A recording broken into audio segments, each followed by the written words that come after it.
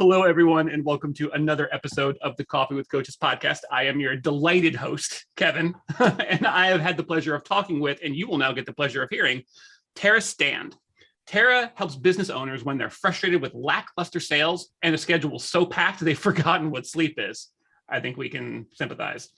Her degree in industrial engineering makes her the go-to person for engineering your business so that it scales in a systematic, easy to follow way.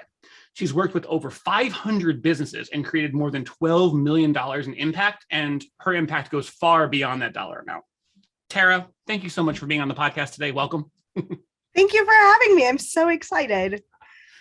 Let's get into it, and let's get back to the start. Begin at the beginning, as I like to say, or I also like to say, let's talk about your superhero origin story as a coach. How did you get your start as a coach? How did you figure out that maybe you were a coach and just needed to start doing it for a living? And then, also, how did you start your business?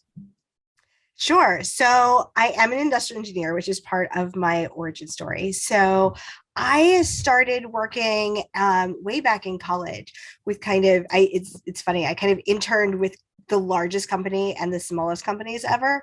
So I interned with both UPS and with this company that made dental vacuums, a very tiny company in Spearfish, South Dakota that made dental vacuums, not at the same time, just separately. And so with that, I found my way into working as a consultant for the Manufacturing Extension Partnership in New York City, working with small to medium-sized manufacturing companies and then tech companies and then service companies. And that's kind of where I'm like, oh, the light went on when I'm like, actually, it doesn't matter. All of these companies, the ones that are really successful have the same things in common, and the ones that are struggling have the same things in common. And it's really easy to fix that. So that's where I came in. I love that. You basically you had this very multidisciplinary experience where you're just like, I just kind of know a lot about a lot of things. And you're just like, oh, I see how everyone could benefit from this, and that. And you're just like, you know what? Maybe why don't I put that together for people? Why don't I bring that to the table? I love that. Exactly. It's all about building systems, right? Seeing what the patterns are and bringing those to bear for people who are too in the thick of it, like we so often are. Yeah, and that's something that people need so much, because that this structure, we talked about earlier, how I in lead up to the podcast, I sent you a list of questions we'd work off of, and it's okay, cool, you have kind of a framework, but then also you need it to be personalized. Obviously, we're two people talking, and someone who's looking to be coached, who's looking for guidance, they don't just want to grab a system or a framework and then just superimpose it on their lives and just try to squeeze everything in. And what a coach really seems to provide so powerfully is that ability to have a framework, a structure, a system, something that you can say, okay, here are my steps. That's great. I couldn't see that for myself. And now and a coach helps that person to take those steps in their way, in their industry, in their niche, with their intentions and their passions fully with them. There's not really a question there. I just get excited whenever I think about how helpful coaches are to this kind of thing. It's like having all these Legos, right? And depending on your Legos, you can build different things with them. And so everybody starts with the same pack of Legos. And it's just a matter of building the thing that you want to build with that pack of Legos. Oh, I love Legos. The bottoms of my bare feet don't love Legos, but every other part of me does. Yeah, same. Also, a quick note, I actually worked at UPS for a few years before I started this current job that I'm in right now. And so I have some UPS memories, pleasant ones, quite frankly, but they're receding into the past as I move forward. But yeah, I thought that was neat that you had interned at UPS for a little while. I did. I was on the truck doing time studies and all these crazy things. Awesome. Okay, we'll move on from that and we'll bring it up to the present. Yes. I'm kind of working on how I ask this question, and I've kind of recently settled on who do you coach and how do you coach them? And that is essentially what kinds of professionals or people in their personal life do you coach primarily, or even secondarily? And then how do you coach them? Is it mostly one-on-one? Is it sometimes group coaching or even course creation? Do you have how do you coach the people that you coach? No, joking. So who do you coach and how do you coach them? We're having too much fun. So there's no such thing. So I coach business owners who are really on this corner of just being crushed by their business or needing to open up space in order for them to grow in a way that does not kill them. Right. So at the point where they're considering becoming an axe murderer, because they simply have too much going on, that's when they should call me. And so put down the axe, pick up the phone. exactly. That's going to be my new tagline, actually. Put down the axe and pick up the phone. I like it. It's a whole ad campaign there. I work with clients in kind of two ways, 2.5 ways, I suppose. So one, pre-COVID, I ran a whole bunch of workshops live in person, so you could see my beautiful face. And that went on to kind of online courses where I talk about, how to, the engineering way of how to find, hire, train, and manage your virtual assistant and a systemized sales. So anything that you can systemize in your business, which is everything, I have a course for, and moving towards in that way. And I usually have up to 3 one-on-one clients that I do what I call bespoke coaching. So somebody who really wants hand holding and knowing exactly what Legos to pull out at any given time for their business, right? So right now I have one client who's growing her podcast and doing retreats, and she's trying to figure out this whole sales thing and how to, what the client acquisition funnel looks like. And it's not, magic, it's just math. And the other side of that, I have a wonderful visibility coach that I'm working with, and she has too much work. So she's like, I don't know what to do because people keep wanting me to work for them. And I want to say yes because I like money, but I can't because I'm drowning. And so the framework, like you said earlier, right? That framework is the same. It all goes back to creating what I call the value engine for your business, and then running that engine down the track for whether you're working on a sales to productivity profit map or a productivity to sales profit map, depending on which way your company needs to go. Excellent. I like the specificity and the adaptability. I very much like that. And yeah, as someone who's a little bit, I've never been an engineer, but I think I'm engineering minded in the way that my brain works and the curiosities I have and the way I'll obsess over details in a usually healthy way. Usually I'll let my voice kind of go up a little bit there. No, I love this approach. It's so, it's again, systematic, easy to follow, but also adaptable. I really love that. What's coming up for you? I kind of want to I know I could spend all day talking with you, but I kind of want to make sure we at least touch on what you are maybe most excited about coming up in the rest of the year. Like what's coming right around the corner, something that you may be working on. I'm just curious. Yeah. So the thing that I am most terrified about, which is often the most exciting thing, right? Yep. is I literally today started my Fail to Fab Instagram account. So I'll be throwing my manifesto up on that account later today. And I am not a social person. I like people. I like talking one-on-one. Good distinction. Yeah. But like the one-to-many of social media is a little bit terrifying for me. So that's the thing that I'm most terrified and very excited about because I feel like I can reach more people. One of the things, and actually you interviewed my dear friend, Roseanne, the other day. Yeah, she's fantastic.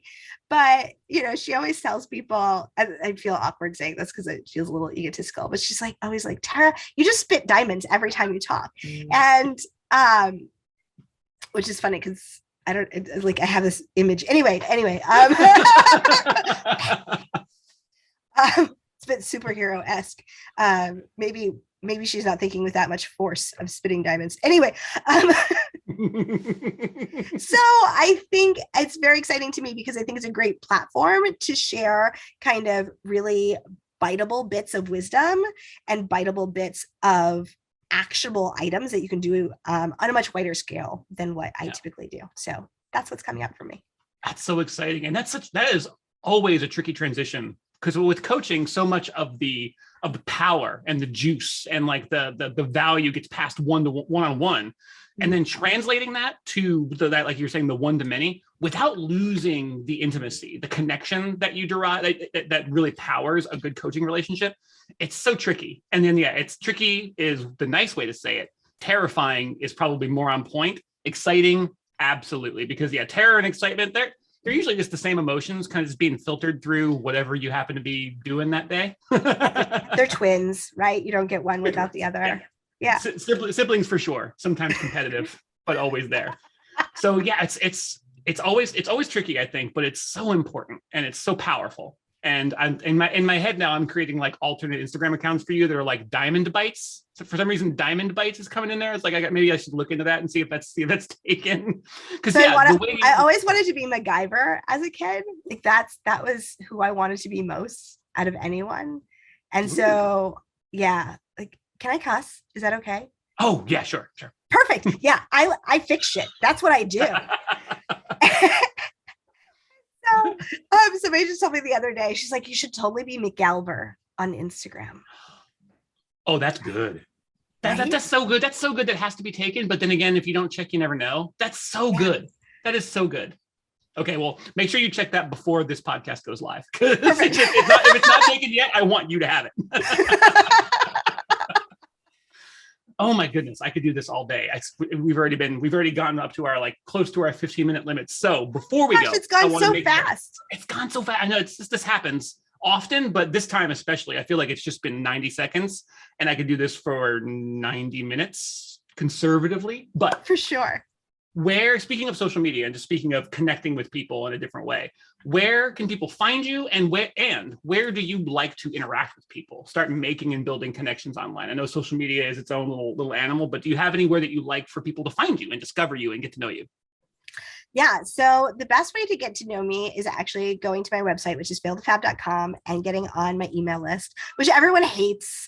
But I will tell you that the last thing that I sent my email people, which I don't do it every day, but I do it quite often, is like how to find your secret sauce.